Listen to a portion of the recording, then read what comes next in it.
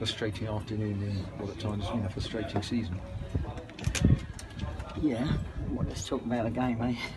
It was a frustrating game, wasn't last week, of course, when we played Colchester, but today it was because we didn't get the first goal, which we was hoping to. We had the first chance, and then they did the first goal, and then they're very strong at having their two banks of four at the back, and you've got to try and break them down, which we didn't really till the end, when it was too late.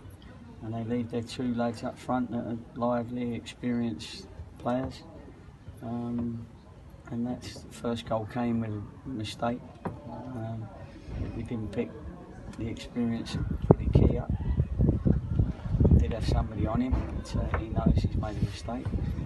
Obviously the second one was just a break. They kicked it upfield and we wasn't anywhere near the fella when they broke, and he got in, and we gave them that goal. So yeah, we're disappointed, of course, but because our home form, we wanted to do well. We wanted to get at them, but once they score, I think if you have a look at ball in play for the second half, it was probably only about 20 minutes, and so you've really got 20 minutes unless the referee adds things on, which they don't normally. You saw like 6 subs.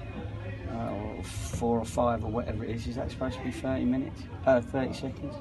Then yellow cards and all that, you're not going to get back from 2-0, but all I'm saying is teams know that they can take their time when they're 1-0 up, especially away from home, and they were solid, and we didn't break them down until it was too late when we hit the crossbar and the post in the last 5 minutes.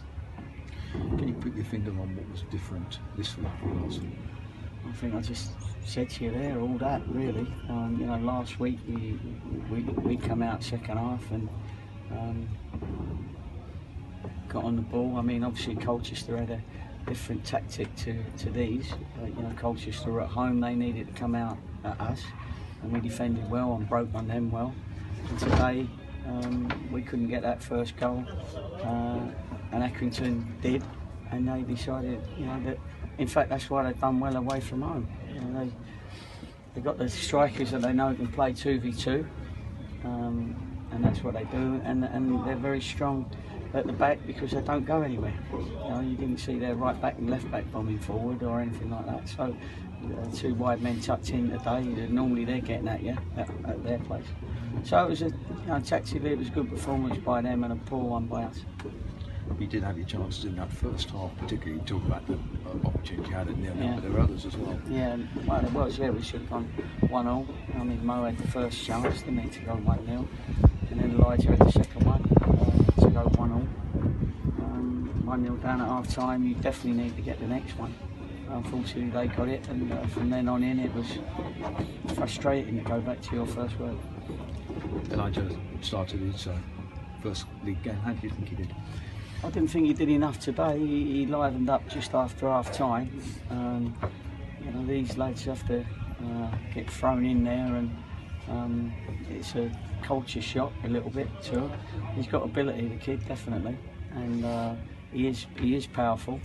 But I think sometimes they want the under 23 level. They need to play a couple of games at this level, and then they realise that they've got to do a lot more than what they've been doing at under 23s. But he's got the tools, but he has to bring it out at this level, and not the slow, methodical under 23 game that most teams like to play.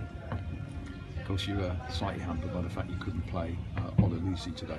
What's the story there? It just slightly felt a little bit of a pull on it after the game at Colchester. Then he trained and he thought it was okay, and he just felt it again a little bit. I remember him doing it when his foot went right above his head, and when we scored one of the goals actually at Colchester.